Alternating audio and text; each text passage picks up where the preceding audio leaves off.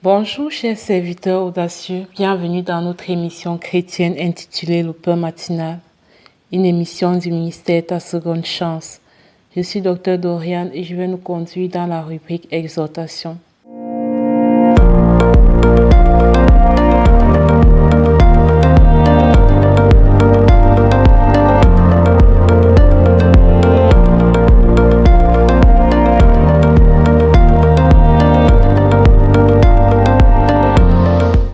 Alors, bien-aimés dans le Seigneur, chers serviteurs audacieux, ce matin, je voudrais nous parler de la vie de Job.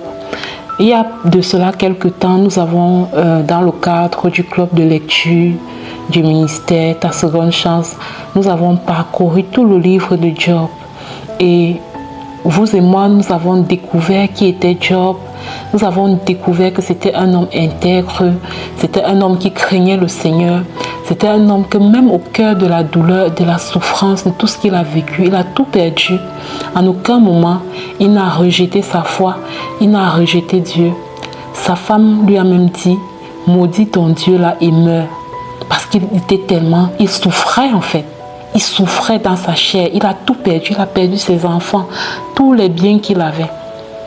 Et ce matin, le Seigneur voudrait nous inviter à avoir un aperçu de sa vie. Et nous pouvons voir cela dans Job au chapitre 29.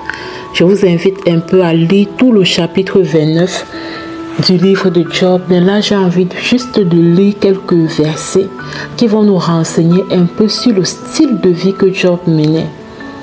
Nous pouvons lire à partir du verset. Nous pouvons lire à partir du verset 10. À partir du verset 10. Ou bien à partir du verset 12. C'est plus intéressant à partir du verset 12 où il est écrit: car je sauvais le pauvre qui implorait du secours et l'orphelin qui manquait d'appui. Job dit qu'il sauvait le pauvre qui implorait du secours et l'orphelin qui manquait d'appui. Au verset 13, il est écrit: la bénédiction du malheureux venait sur moi. Je remplissais de joie le cœur de la veuve. Au verset 14, je me revêtais de la justice et je lui servais de vêtements. J'avais ma droiture pour manteau et pour turban. Ah, j'aime beaucoup le verset 15 où il est écrit: j'étais l'œil de l'aveugle et le pied du boiteux. Au verset 16, j'étais le père des misérables. J'examinais la cause de l'inconnu. Alléluia. Je vais m'arrêter là, bien-aimé dans le Seigneur, mais je t'invite à lire tout le chapitre 29. J'ai voulu lire, partager avec toi juste ces quelques versets qui témoignent de la vie de Job. Nous voyons que c'est un homme qui ne vivait pas seulement pour lui. Nous voyons que Job était un homme qui se souciait du prochain, qui se souciait des personnes vulnérables autour de lui. Il dit qu'il sauvait le pauvre qui implorait du secours. Et il soutenait, il sauvait l'orphelin qui manquait d'appui.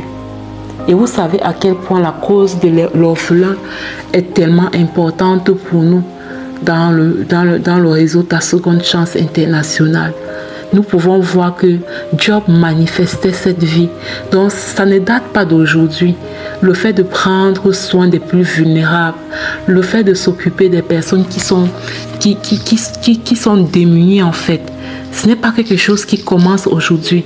À l'époque de Job, avec toute la richesse dont Dieu l'a béni, il était tellement riche, mais il n'exploitait pas cette richesse seulement pour lui. Il la mettait aussi au profit des autres. Il dit qu'il était le père des misérables. Il examinait la cause de l'inconnu. Il était l'œil de l'aveugle, le pied du boiteux. Ce verset 15 est tellement fort pour moi. J'étais l'œil de l'aveugle et le pied du boiteux. C'est dit à quel point Job se souciait des personnes autour de lui. C'est dit à quel point Job il prenait soin. Il ne faisait pas que constater que les gens souffraient autour de lui, mais il avait à cœur d'apporter sa contribution pour que celui qui souffrait puisse retrouver le sourire. au point de dire qu'il était l'œil de l'aveugle et le pied du boiteux. Ah, c'est merveilleux. Si le Seigneur veut nous parler de la vie de Job, ce n'est pas juste pour que nous puissions être en extase et nous réjouir de ce que Job vraiment était un homme bien. Non. Si Dieu veut nous parler de la vie de Job, c'est parce qu'il voudrait que dans notre quotidien, nous puissions manifester cela. Et nous avons vu comment Job a fini. C'est vrai qu'à un moment donné de sa vie, à cause de l'ennemi, à cause de l'accusateur, il a dû souffrir comme il a souffert. Mais comme il est resté intègre, il n'a pas changé. Nous savons que Dieu lui a donné le double de la richesse qu'il avait avant que les problèmes ne commencent. Donc, je crois que c'est une invitation pour nous tous aujourd'hui à purifier davantage nos cœurs. Oui, et pas de purifier parce qu'il faut un cœur pur pour pouvoir regarder quelqu'un qui est dans la souffrance et avoir de la compassion et se dire, je veux pouvoir apporter ma contribution pour que cette personne se sente mieux. Il faut un cœur pur. Donc je prie que le Seigneur nous accorde la grâce d'avoir ce cœur pur qui se soucie de l'orphelin, qui se soucie de la veuve, qui se soucie de l'handicapé, qui se soucie des personnes vulnérables. C'est ce que j'avais apporté ce matin, chers serviteurs audacieux. Je vais passer à présent la parole à la servante de Dieu, Lina, qui va nous conduire dans la deuxième rubrique de cette émission. Soyez abondamment bénis. Shalom, shalom.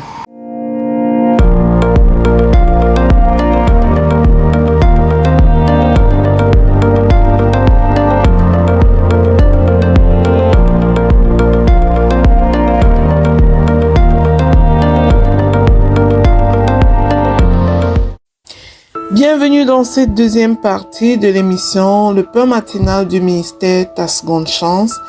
Ici Lina pour la parole proclamée et envoyée en mission. La parole qui nous a été donnée ce matin est la suivante. Mes élus posséderont le pays. Cette parole est tirée du livre d'Ésaïe au chapitre 65, verset 9.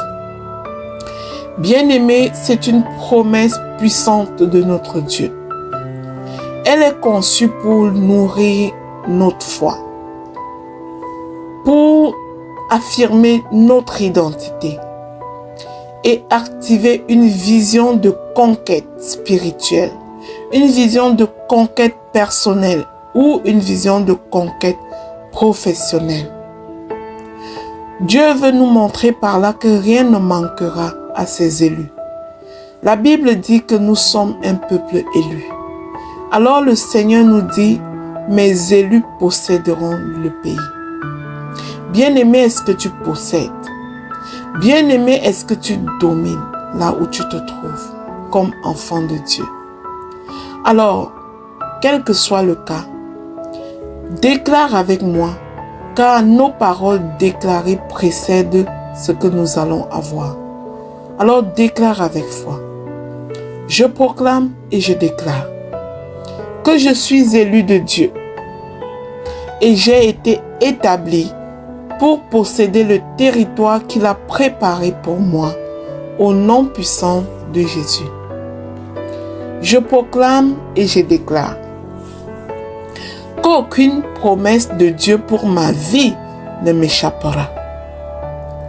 Je prends possession du pays par la foi au nom de Jésus. Je proclame et je déclare que je marche avec autorité et héritage. Car le pays m'a été donné par le Très-Haut. Je le possède alors que je le foule de mon pied au nom puissant de Jésus.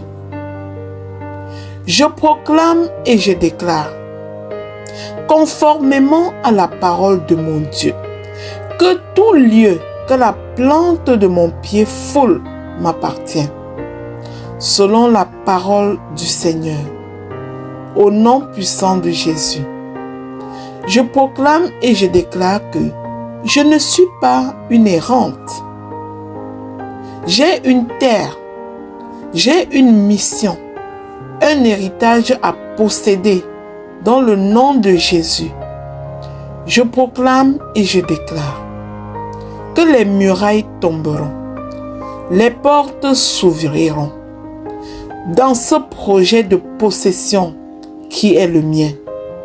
Je suis appelé à entrer en possession dans mon pays promis au nom de Jésus. Je déclare que ma famille, ma maison et mes projets s'enracinent dans un territoire de bénédiction. Je possède ce que l'Éternel m'a promis au nom de Jésus.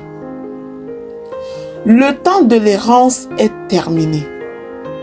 Je suis positionné pour régner là où Dieu m'a établi. Au nom puissant de Jésus-Christ. Je prends autorité sur chaque domaine que Dieu m'a confié. Et j'en deviens un intendant fidèle.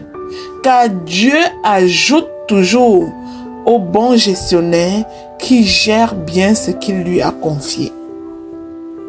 Je suis une bonne gestionnaire dans le nom puissant de Jésus-Christ.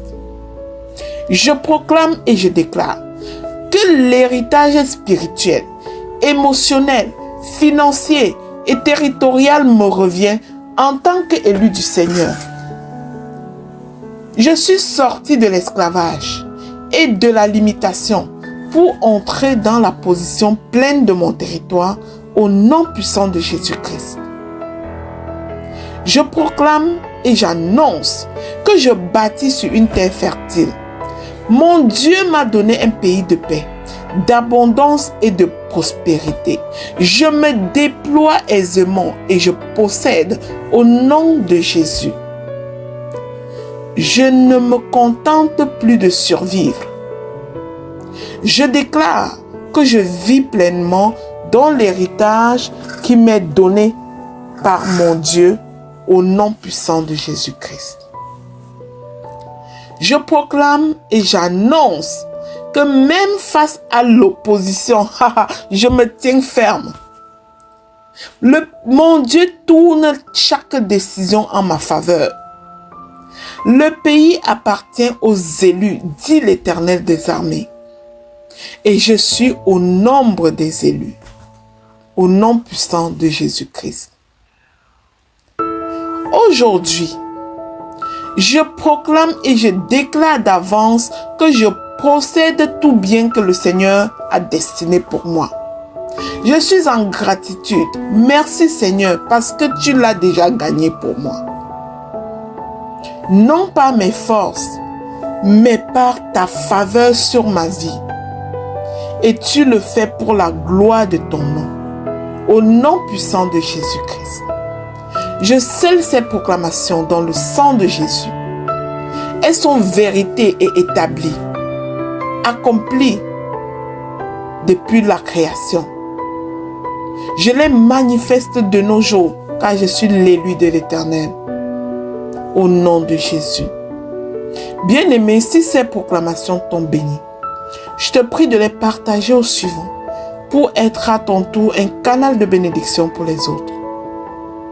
Ne quitte pas cette émission sans aimer la vidéo que tu as écoutée, sans t'abonner et reviens demain matin pour une autre émission.